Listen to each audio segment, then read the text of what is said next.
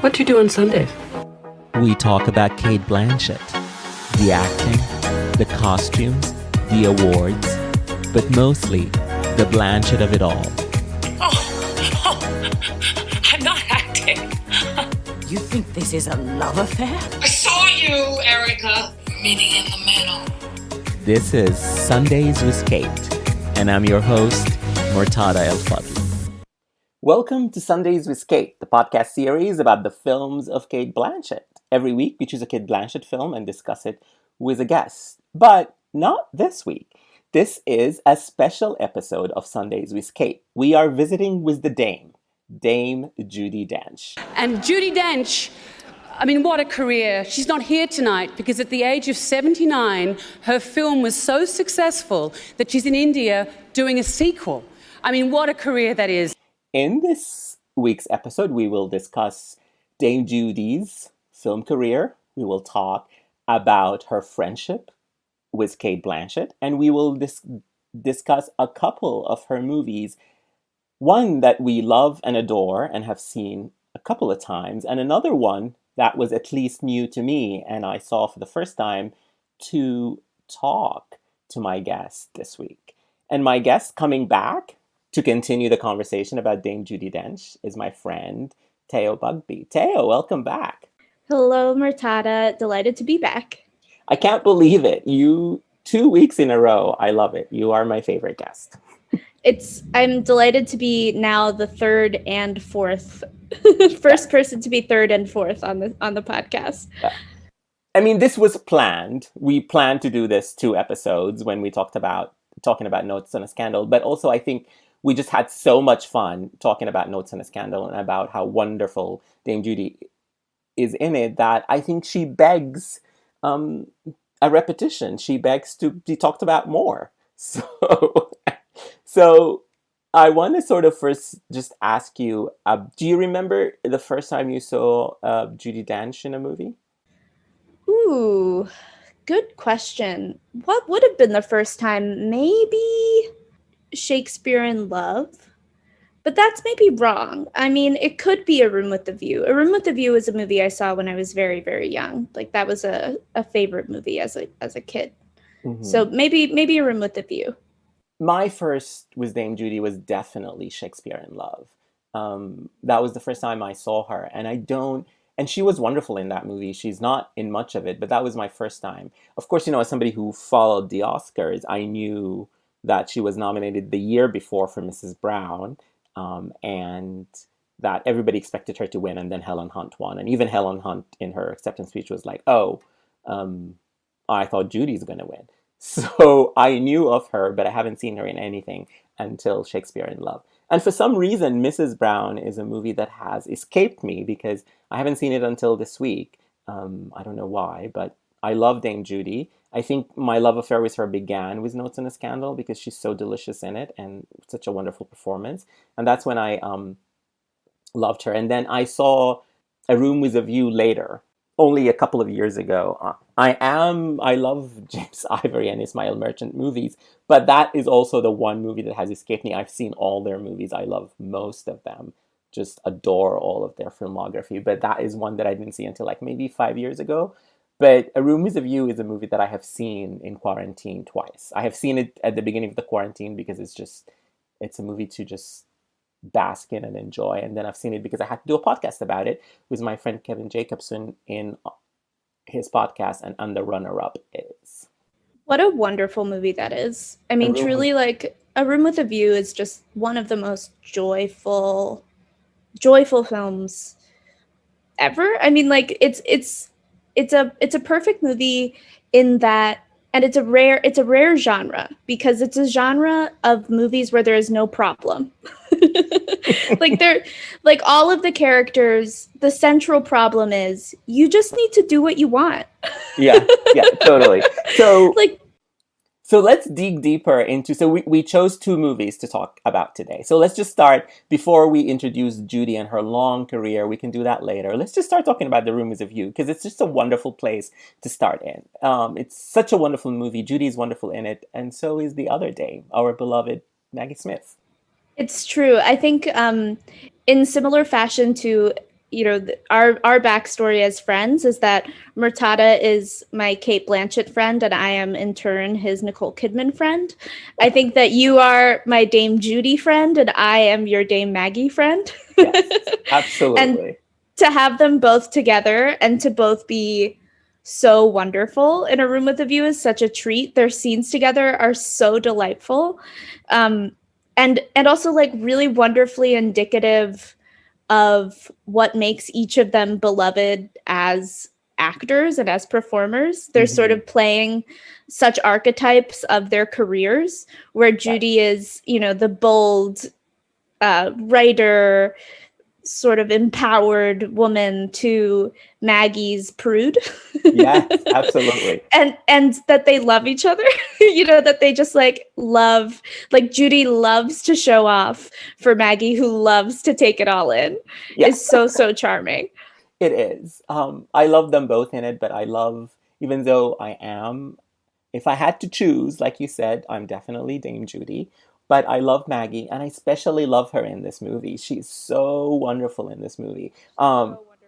So let me set up A Room is a View. So A Room is a View is based on the novel by A.M. Forrester. It's written by Ruth Sprower Javala, directed by James Ivory, produced by Ismail Merchant. Ivory and Merchant are, of course, a couple who made wonderful movies together, including this. This was their first major hit in America, and their first sort of hit with award bodies. It was released in 1986, and it is ostensibly about this young English girl played by Helena Bonham Carter in one of her first movies, who goes with her chaperone, her cousin, played by Maggie Smith, to Italy for a vacation where, all the repression of the English is sort of set free as she meets another English person, but also falls in love with him. And then that's the first half of the movie. And then the second half is back in England, where she flourishes and chooses this young man she met in Italy over the stuffy English boyfriend that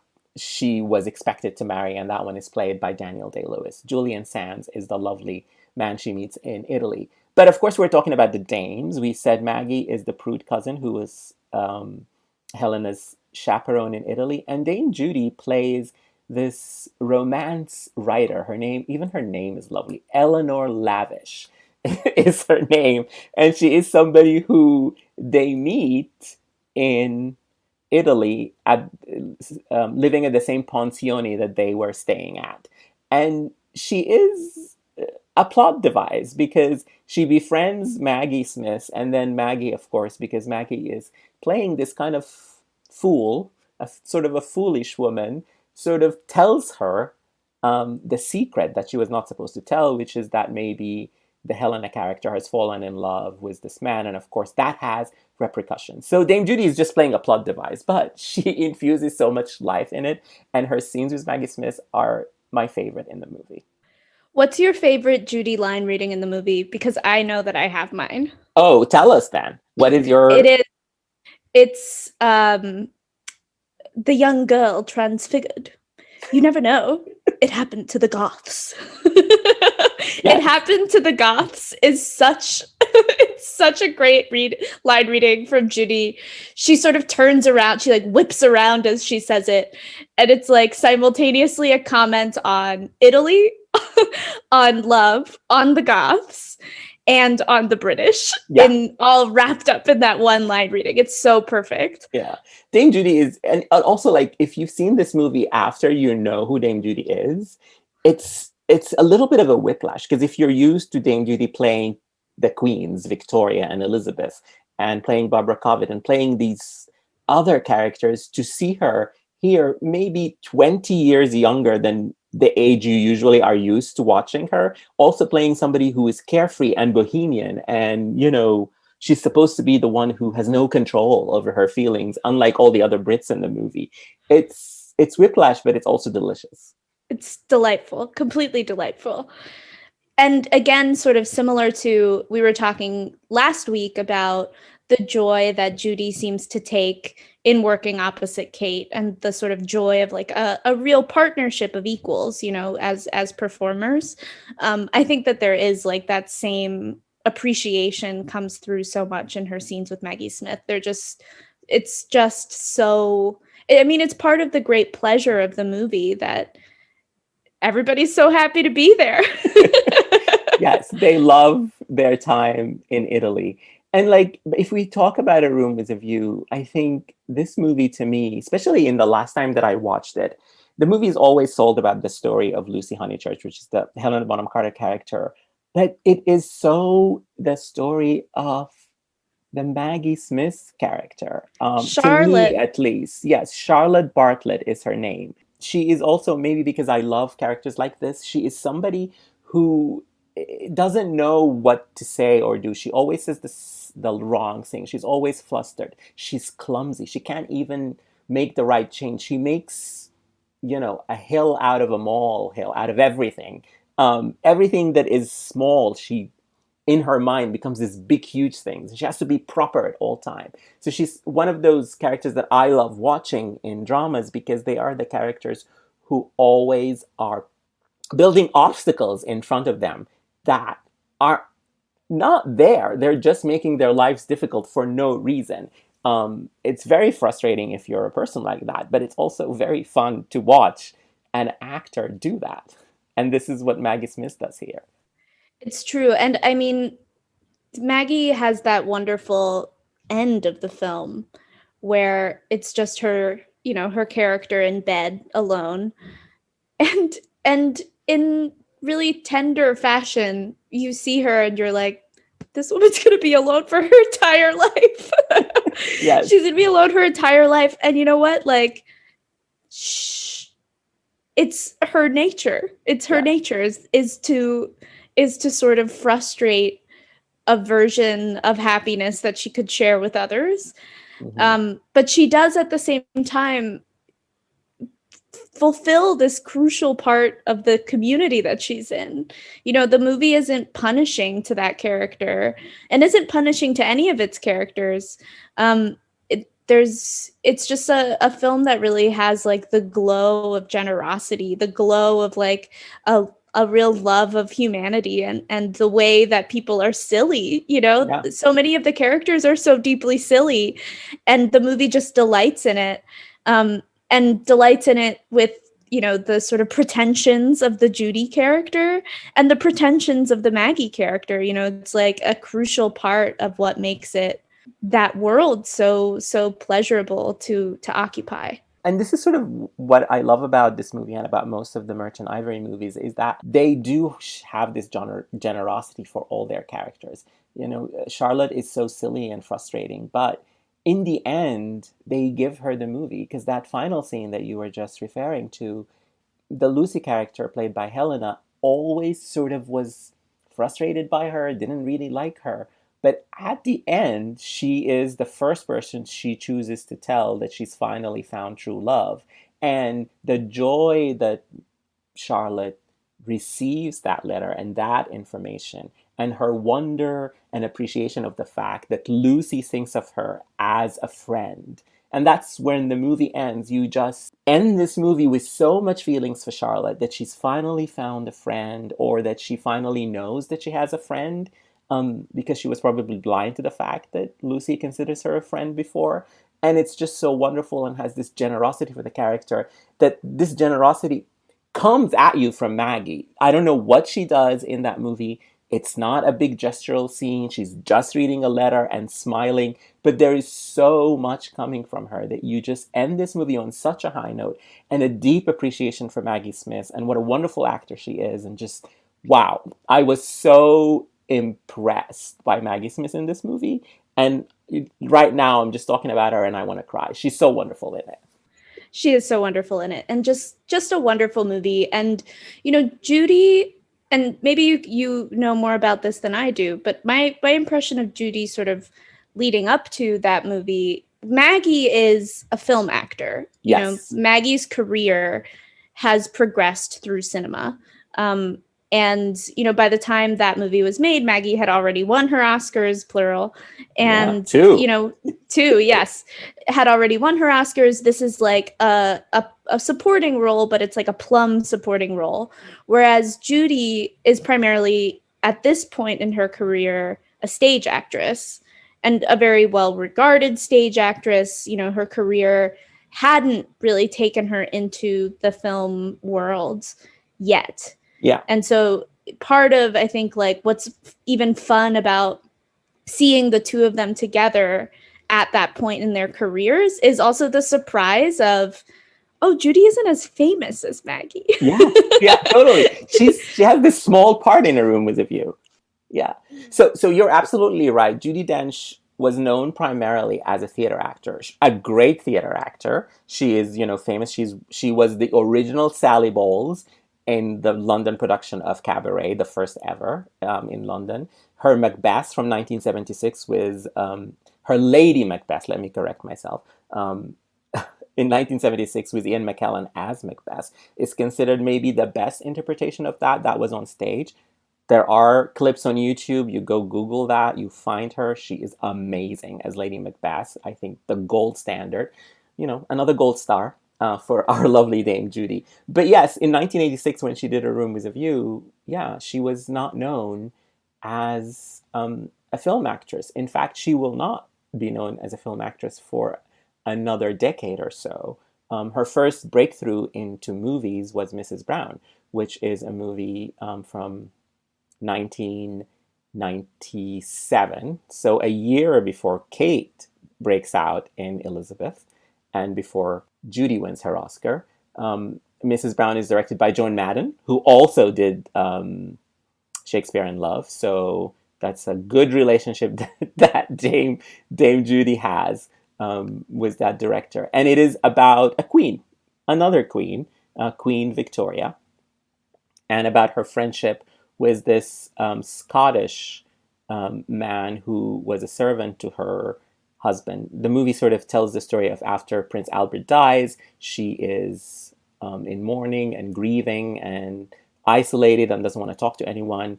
And so the royal household decides to invite this man who become her servant and maybe to help her through this grief. And it's about this relationship that develops, this friendship between Queen Victoria and John Brown. And the friendship was scandalous for its time because he had no decorum and would call her woman and would take her places that she's not supposed to go to, which is so innocuous. This movie is so funny. The places that she's not supposed to go to that he takes her with are just to visit with some people and have dinner.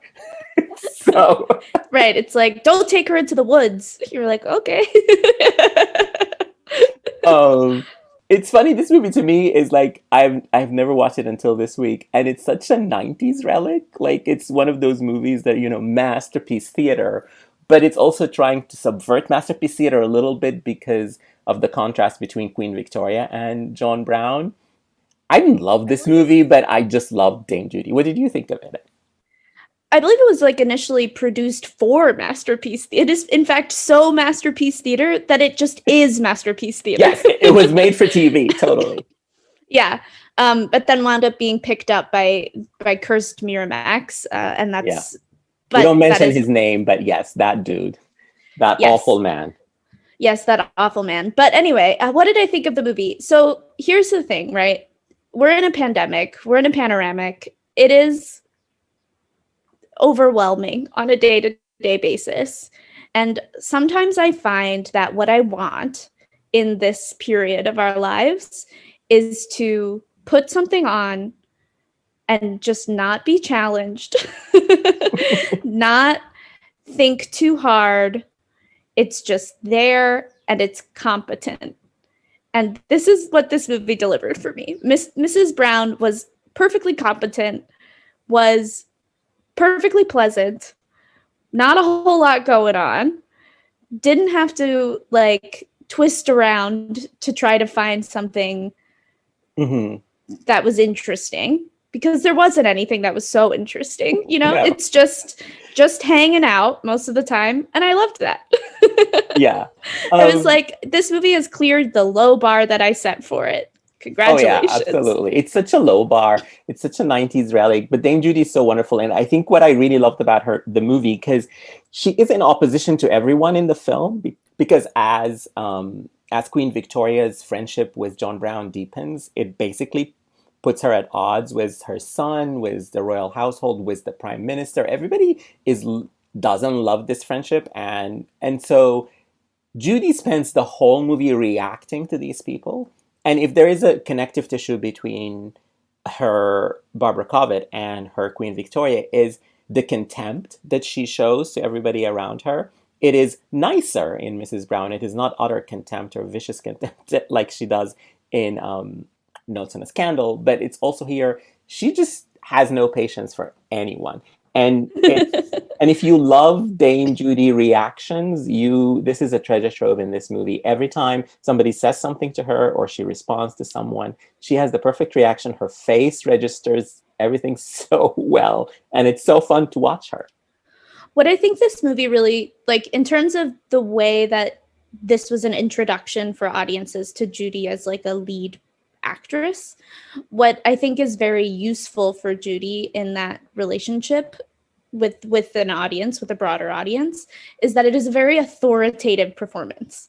Yes. She is the authority in the room, and also so clearly the authority as an actor in every scene that she's in. I mean, she's dictating the pace of scenes. Everyone, by the nature of the character too, because she's playing the queen, everyone is constantly reacting to her. So she is sort of setting the tone of each scene with her performance.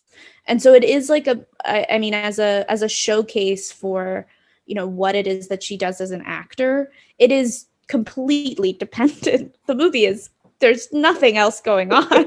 Yeah. I mean, there's nothing going on besides Judi. And so it is arresting because you have somebody who is so in control as a character, but then in control of every scene. Yeah, absolutely. She is so in control in this movie. And also this movie gives us things that I never thought I'd see Dame Judi do, which is Victorian swimming. And first of all, I have seen Ammonite earlier this year, so I know the thing of like people at that time would actually go swimming wearing full on clothes, like covering their whole body. But you know, to see Dame Judi do that, it's a very funny scene. You need to see Dame Judi Victorian swimming because they put her in this sort of carriage, and then they put the carriage into the lake or whatever place she's going to go swimming. It's not a swimming pool. It's definitely something natural. And then she sort of goes down the steps wearing like a very thick dress and head covering. And then she swims. It's a very funny scene, but it's also a scene that it's why we watch movies, to see somebody like Judi Dench do that. Get dunked. Just yes. Get dunked. Yeah, totally. I will say something about this movie. I enjoy a historical drama. I enjoy the pageantry. I enjoy the costumes. I enjoy the vibe. I will say that something that this movie that I struggled with a little bit in this movie is that I actually am quite interested in this period of history. Mm-hmm. And so the whole time I was like, okay, like we've got some Benjamin Disraeli, like, are we going to hit the Corn Laws? Like literally the whole movie. This is like a niche interest of mine, a real niche interest. The whole time I was like, okay, and now we're going to talk about the Corn Laws, and the Corn Laws just never came up. Yeah. Disraeli, the prime minister, is only there as a character to just be like, oh, I don't know, maybe if Victoria continues this friendship, we can finally become a republic. Or then at the end, he makes John Brown sort of push Victoria away so she can return to her royal duties. He's just a plot device. He's not really doing anything. Totally. I think I from this masterpiece theater production, I could have gone for a little more of the history, but I don't mind its absence. The fact that it was absent from the movie was like all the more reason to just sort of turn it off and treat it as like pretty background and just enjoy Judi. Yeah. And what did you think of Billy Connolly as Mr. Brown? Because that's to me, I get the friendship. I get what Queen Victoria saw in him, but he was so off-putting to me, such a blowhard. He's somebody who sort of has no respect for, and I know you're not supposed to be like on the side of the monarchy or the household or whatever, but he just didn't have respect for anybody he interacted with. And he had this sort of just unnatural devotion. The devotion was a little bit too much for me to take. And I don't know, is it just because I didn't like the character or I didn't like the actor? What did you think? Interesting. I enjoyed I mean, I didn't have a problem with the performance. It's an archetypical character, it's sort of like he's not a lumberjack, but he's like fulfilling sort of the archetype of lumberjack in the movie. He's like the big brawny man who's wants to protect the queen, and like that's the only thing he cares about, and like he's good at it. And I don't mind that archetype. That's like something that I can get down with. I think that there is like a strategic alliance between lumberjack as a stereotype and lesbian as a stereotype. Mm-hmm. So I was like, okay, we get it. We're in a kilt. We're in a kilt. We're very brusque. We're very butch. Like, I get it. I fully understand. This man goes to Home Depot, and so do I. So I wasn't bothered like in any kind of sort of like I didn't have like a knee-jerk reaction to it. I just sort of took it in stride, I think you could say. But at the same time, I don't think that as a performance, it's like doing much, where with Judi, the Judi performance is sort of dealing with grief, is dealing with like maybe a desire for this man, is dealing with certainly a desire for companionship, is also dealing with like how annoying everything is. Like so much of the movie is Judi just being so annoyed at having to do the duties of being a queen, and while also being very haughty about it. You know what I mean? It's like, how dare anyone suggest that they have an equal degree of authority as I, the queen. And also, oh my God, everyone is so annoying. I can't believe I have to be the queen. Like Judi's giving you all of those things all the time, all at once. And whereas like the John Brown character, it's just like, here again to save the queen. Yeah, I know. I have to say, I did not enjoy him. I think the actor, maybe you've convinced me after what you just said, that the actor is good, but I just maybe didn't like John Brown himself. Well, I think that it gets to, I mean, like certainly a question mark is why he as a Scotsman is so devoted to the queen. Yeah. Like I think part of like the way that we're reacting maybe to that character in that like the slavish devotion is partly a response to Empire, where it's like, why do you care? Yeah, why so much? let him kill the queen. Like he wakes up in the middle of the night trying to save the queen. Like totally. I'm like, let her, if they want to kill her that much, maybe they should let him. Yeah. But what a sort of a juicy role for this for Judi, right? Like so juicy. And to get this role in her mid-60s and to become a movie star because of this movie that was, made for TV. And then I think it's because she's so good that it became a movie and gave us, frankly, this wonderful movie career of Judi Dench. Like it's funny too, because I said earlier that it's a very authoritative performance. I think the thing that's like wild about it is that it's similar to at the beginning of Working Girl when it's Let the River Run is playing, and you're like, imagine being in the theater and you've never heard Let the River Run. And then Let the River Run comes on. Yeah. Imagine being in a theater and not knowing who Judi Dench was, and then Judi Dench comes. Oh my God. The fully formed Judi Dench. Like she's giving you all of Judi Dench as if she's always been there. Yeah. But she just wasn't there. Yeah. People didn't know her. Years of experience, years of being one of the greatest actors in the English theater tradition, and suddenly you're just watching her in a movie, and it is beautiful and wonderful. I haven't seen this movie like when it first came out, but I get why she became an instant movie star. It's true, and it's funny how I think of that deeply, deeply charming interview with the many dames. I think it was like a documentary, wasn't it? It was like the dames have tea or whatever Yeah, the tea with the documentary was. dames. Tea Yeah. with the dames. All the same. But in Tea with the Dames, the conversation that the dames have where the three other dames accuse Judi of taking all the roles. Yeah. and Judi's so offended. Judi's just like, this is viciously mean. And Maggie's like, girl, what do you think this is? We're going to work forever if we're asked. But you're always asked first. I'm turning on you now. How rude. It's all coming out now. But Judi really like came from behind. All of those dames had careers before Judi, movie careers before Judi, and now Judi has really like, you know, like really Seabiscuited the way from the back of the pack to the front. Yeah, she's top dame. Yeah, America's next top dame.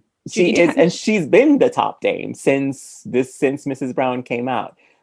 One other thing that you watch the movies for is to watch Judi Dench dance the Highlands Fling in Mrs. Brown. That was my favorite scene in the movie, where she and John Brown dance the Highlands Fling, because these are things like you don't see Dame Judi do. So I was in love with watching her swimming and in love with watching her dance the Highlands Fling. So we talked about how this movie made her the movie star that she is, and what a career! Like, I mean, I'm going to quote Cate Blanchett in her Oscar speech, where she says, "What a career!" After Mrs. Brown, she goes and does so many other wonderful movies. She does Iris and Philomena, and she even becomes a Bond girl. She's M in a string of Bond movies with two Bonds, with Pierce Brosnan and with Daniel Craig. Of course, it culminates in Skyfall, where she is the true star of Skyfall, because that is the story of that movie is all about M, the Judi Dench character, and she tragically dies. So she gets a big send off, but she gets a movie to send her off, because the whole second half of Skyfall is about trying to protect M, where they all go to her country house and they are facing whatever it is. James Bond movies, there's always somebody trying to control the world or start a world war. But anyway, in that case, M was the conduit for all of that. And who but Dame Judi will then get awards traction for playing in a James Bond movie? Only Judi Dench. So it's true. I want to talk about two other movies briefly. One is The Best Exotic Marigold Hotel. If you've listened to our episode last week, you've heard Teo and I talk about how wonderful Bill Nye is in Notes on a Scandal. And Bill Nye is also wonderful in The Best Exotic Marigold Hotel. And he's wonderful with Dame Judi. Because in The Best Exotic Marigold Hotel, they play these two retirees who find each other in India. And they have this beautiful later in life romance. And it's the thing that I remember from The Best Exotic Marigold Hotel. I know Maggie Smith is in it. But if Maggie Smith wins A Room with a View, I think Judi and Bill Nye win The Best Exotic Marigold Hotel, with this wonderful love story between them that is so warm and so just full-hearted. And it makes you... I know that that's sort of manipulation, is the sort of whatever that movie is trying to do, but I was manipulated. I loved it. I loved their love. I want to live with them. I just want to watch them. They're so wonderful together. And again, to what we were talking about as Judi becoming a movie star later in life, no other actress in her 80s will get this full-blooded love story and knock it out of the park. It talks to maybe the kind of roles that are offered to women later in life, but it also talks to just how great Judi Dench is. Agreed, very much agreed. I mean, I think that Judi, to the point of the other dames, any role that is written for someone later in life is going to Judi first. Yes. Like, Judi's agent is booked and busy. Judi is booked and busy, honey. And also, like, I think the parts go to her, but also she's so busy. She still does theater, or at least did until a few years ago. Of course, everything's closed now. But until 3-4 years ago, she was still doing theater. And she works a lot. She has like 2, 3 movies every year. Some of them are movies you don't even hear of, but she makes them. Apparently, she has a movie coming up. When you hear this podcast, it will be last week, but it's this week for us, which is Bly Spirit. So Dame Judy's still working. The other movie that I wanted to talk about briefly is Philomena. I mean, of course, Philomena is Stephen Frears' movie that Dame Judi was nominated for an Oscar for the same year that Kate won. And this is the reason for that Oscar speech that we quoted. But Philomena is also different than other Dame Judi parts in that she plays Irish. She's not English in the movie. And she's always playing, monarchs and, she is, working class in Philomena, which is something that she doesn't usually play. So it's a different part. And she's very funny in Philomena. Philomena is a tragic story about this woman who got pregnant when she was a teen and gave up her son for adoption, and how the nuns told her the son died, but then later in life she discovers he's alive in America. And the story is about her going to America to try and find him. But she finds, in this tragic story, she finds the funny. She is so funny in so many scenes in that movie. And of course, then she gets to the tragic bits and she's heartbreaking as usual, as you would expect Judi Dench to be. This is a good point about Judy's humor as a performer. It's certainly like a huge part of what makes her so engaging in Notes on a Scandal, as we talked about last week. But like, this is like a real gift, I think, as an actor, and something that, when we are looking at like the next class of actors, and thinking about, who is promising among like young actors right now. But I think that's something that has kind of been lost, or that, you realize people discover along the way in their careers as a performer, is how frequently depth and drama and tragedy are enriched by bringing a sense of humor to line readings, to interpretations of scenes, by like, instead of worrying about performing something the right way, thinking about all of the ways that, like, when you're acting, not just acting as in a movie, but when you as a human being are acting, how much life, comes from deflecting away from what it is that you're doing. Yeah. That like the sort of deflection that Judi can sometimes bring to her performances, where, on the, like, deep down it's a tragedy, but on the surface, like, let's at least have a little fun with it. That's like a real gift as a performer, and something that I really cherish about her. Yeah. She never is less than fully committed. Like, even in something like Cats, which Cats is a terrible movie and it's kind of funny, but then there is Dame Judi and Ian McKellen in the middle of it, giving these frankly excellent performances, and they come on and they do their bit, and you're like, I cried a little bit because, Ian McKellen plays this sad older cat who still wants like his moment in the limelight. It was so moving. And Dame Judi is so wonderful as sort of the central character who is gathering all the cats together. I mean, just look at me describing what she's playing. It's ridiculous. The whole movie is ridiculous. But somehow the pathos that these two actors bring to these completely ridiculous roles in completely ridiculous movie, wearing all this fur, it's just like, what the fuck? But they are great.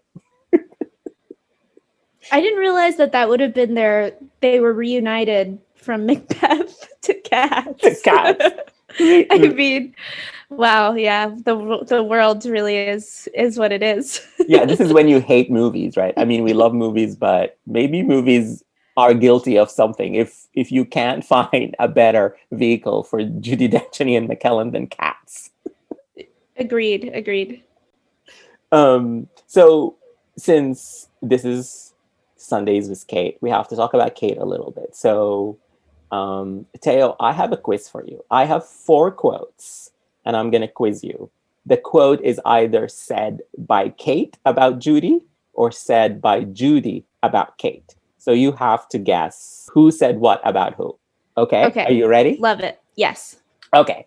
So the first one is, she taught me a trick she uses before a photo shoot, which is to put your arms up in the air so the blood drains down and makes your hand look less veiny.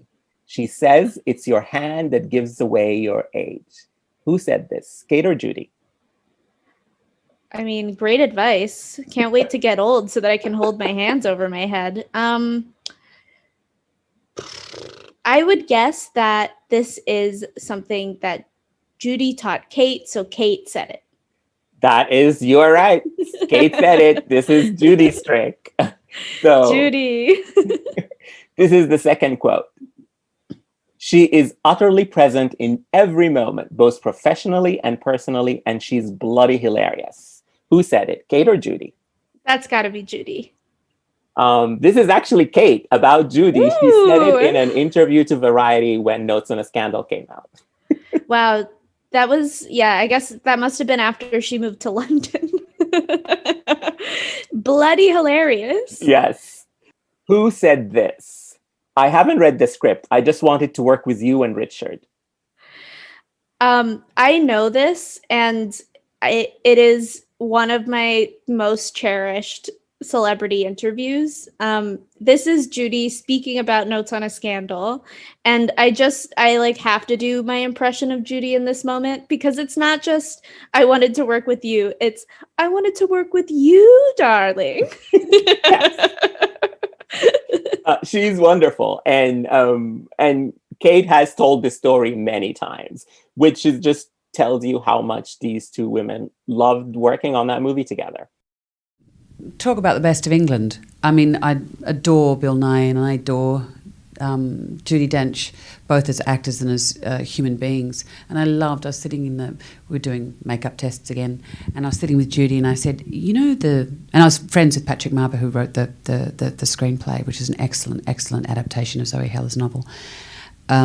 And I was sitting next to Judi as we were, getting into hair and makeup for the first time. And I said, I wonder, Judi, whether we should, speak to Patrick about, I was talking about a particular scene. She said, oh, darling, I haven't read the script. And she said, oh, and I love you. And she said, what happened? What happened? And she said, I just wanted to work with Richard and with you, darling. And so she's fabulous. But I understand what she's talking about. She trusts the script's going to be great because she loves all the component parts.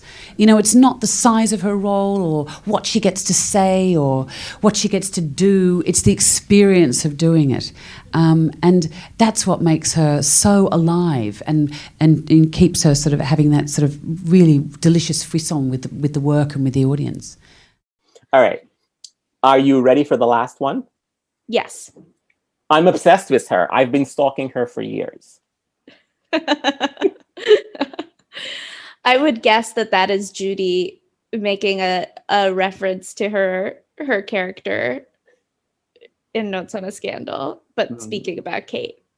Wrong. That is actually Kate saying that about Judi. And this was at a press conference at the Berlin Film Festival when Notes on a Scandal played. And they asked her about Judi, and she's like, I've been stalking her for years. I'm obsessed with Judi. I've been stalking her for years. Adorable. That's very sweet. Yeah, they are. I mean, you can see why Judi would be inspiring for Kate, because Kate does so much theater work, and Judi's sort of facility in theater and in film, and her dominance really in theater and in film. You can see why that would be something that Kate would admire. It's interesting. I mean, Judi, speaking to her status as a dame, does feel like a national treasure. And it's interesting that Kate has had that relationship with the Sydney Theatre Company in Australia in a way that is also sort of tied to a national arts identity, you know what I mean? So sort of building up the idea of no, Australian theater can have this same quality of a kind of rootedness in place. Yeah. I think the longevity of Judi's career probably inspires actresses like Kate and people in her generation to just be like, well, maybe we can still be working, you know? Right. Um, Do you so- think that Kate will want to work when Kate is Judi's age? I hope so, just for my own benefit. I want to watch her. I want her, you know, if hopefully this pandemic ends and we can go back to the theater. I think Kate is entering her 50s now, and there's so many great parts in theater that I want to see her do. So I hope so. But she says a lot in interviews that she's always thinking about quitting. And so I wouldn't be surprised if just one day she's like, fuck it, I'm not working anymore. She has a very sort of famous quote from this interview that she did with Julia Roberts last year or maybe 2 years ago, where she was doing this play in London at the National, and she had to be in her underwear in that play. And so she says to Julia Roberts in this magazine interview, she's like, I'm always asking myself, why am I on stage in my underwear when I could be home reading Proust? I know, but you know, having read some Proust, you do need a break from the Proust too sometimes. Totally. So let's hope that she continues working. Her plan is only going to drive her back to acting. You can't read Proust and Yes. and not get the itch to do something else from time to time. All right. I have a follow-up quiz for you. Okay. Let's see if you can do this. So both Kate and Judi have 7 Oscar nominations. Kate has won 2 and Judi has won 1, but they have the same number of nominations. We've already mentioned that her first Oscar nomination was for Mrs. Brown. Can you name her other 6 nominations? Okay. Mrs. Brown, Iris, Shakespeare in Love. Yes, the one she won for. Philomena. Yes. What's that one with Tolstoy? Didn't she get nominated? Oh no, that's Helen Mirren. That's Helen Mirren. That's another dame. The other dame. The other dame. Yeah. Judi. What are Judi's other like roles? There is one you should get. We've been talking about. You haven't mentioned the one. Notes on a Scandal. Notes on a Scandal, of course. Yes, Notes on a Scandal. How many was that? That's 4 or 5? That's 5. So you have one more that you haven't mentioned. Oh man. Oh, one actually, more. you have 2 more. I'm sorry, because you said Mrs. Brown, Shakespeare in Love, Iris, Notes on a Scandal, and Philomena. So you have 2 more.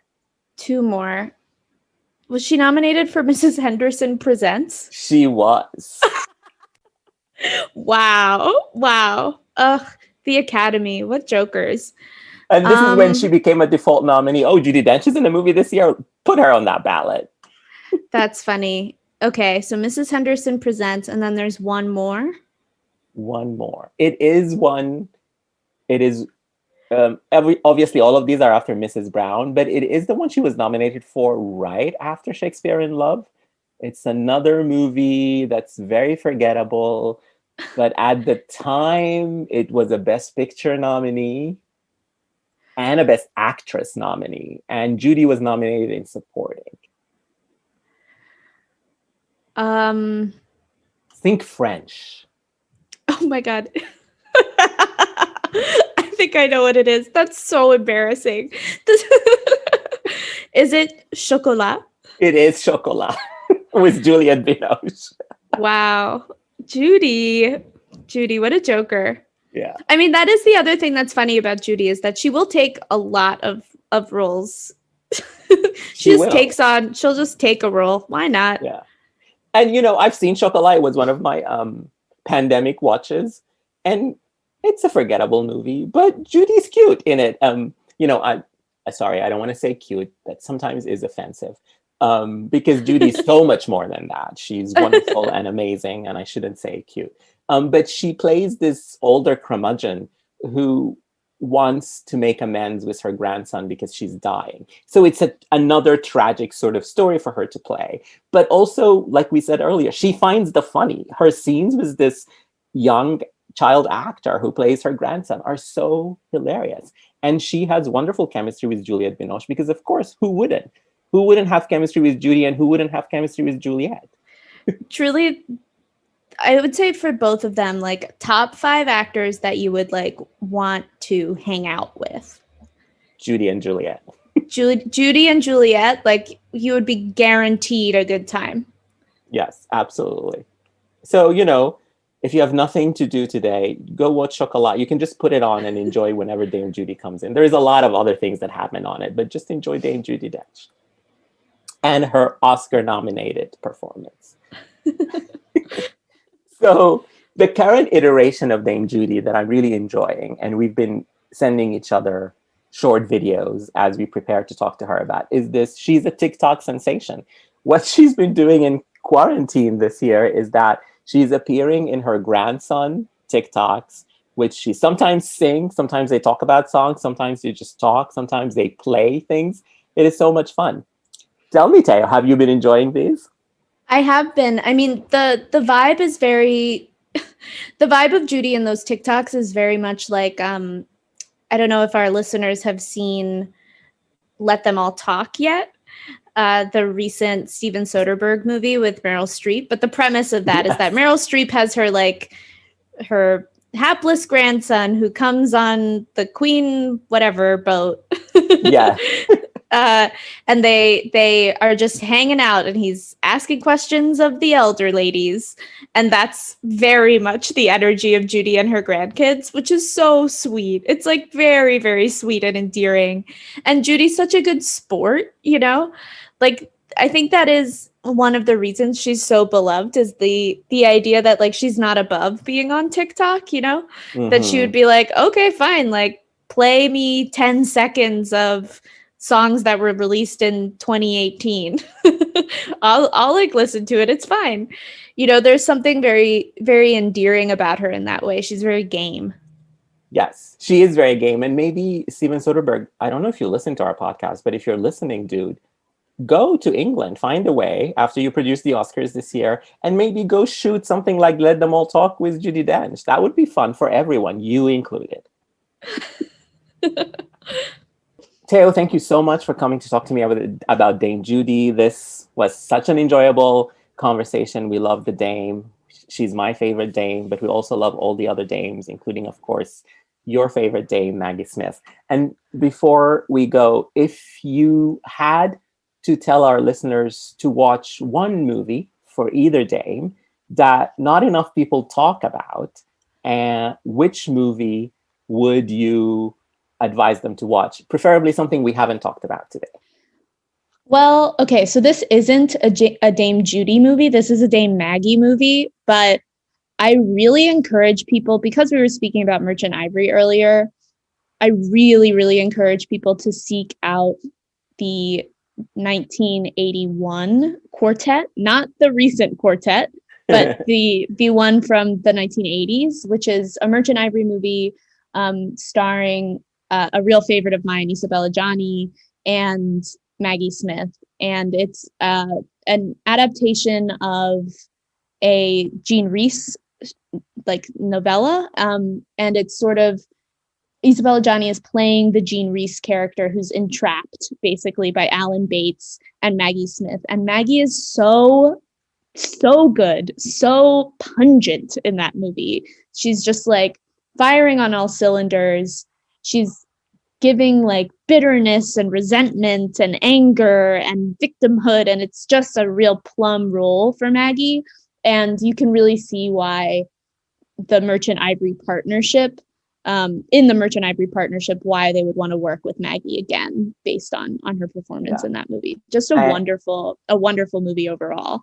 And I've seen this movie based on your recommendation, and I agree with everything you just said. It's a great showcase for Maggie Smith, but also for Johnny.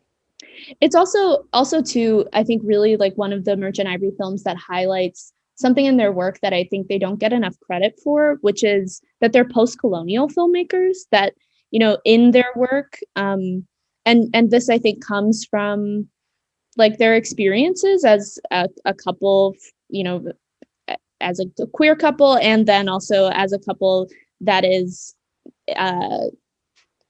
interracial and shares different experiences. Mm-hmm. But so much of their work really deals with the sort of challenge of empire and how empire establishes itself, and then the dynamics that play out interpersonally because of the existence of empire. And I think that movie is such a really wonderful example of how they're such good readers, of course, because that is a part of Jean Rhys's focus as a writer. She's probably best known for Wide Sargasso Sea, which is the sort of short novel that reimagines Jane Eyre from the perspective of the woman in the attic. Yeah. And they just pull out in such beautiful, subtle ways the dynamics of colonialism in that film specifically. It's just really a really fantastic movie. Yes, I agree. And my recommendation for our listeners will be a recommendation for Dame Judi Dench. If you haven't seen the BBC PBS masterpiece miniseries Cranford, which not only has Dame Judi Dench, but has another dame, Eileen Atkins, they play these older, cranky sisters who love gossip. And this, I love reading gossip columns. And this is one of the very few works of cinema or TV where it shows a love for gossip and how gossip starts and how it can do good and do bad. And so there is Gossip Girl, but there's never been a show that I have seen, at least, that is about the machinations of how gossip spreads and how it can do good. And of course, Judi and Eileen Atkins are delicious as these two sisters who one of them loves the gossip and one of them is not into the gossip, but they both can't help but spread it. So I also loved Cranford. Maybe I should revisit. Yeah, it's great. It's fun, and it's a mini series, so you have many hours. So I don't know if it's streaming anywhere, but hopefully on BritBox or something like that.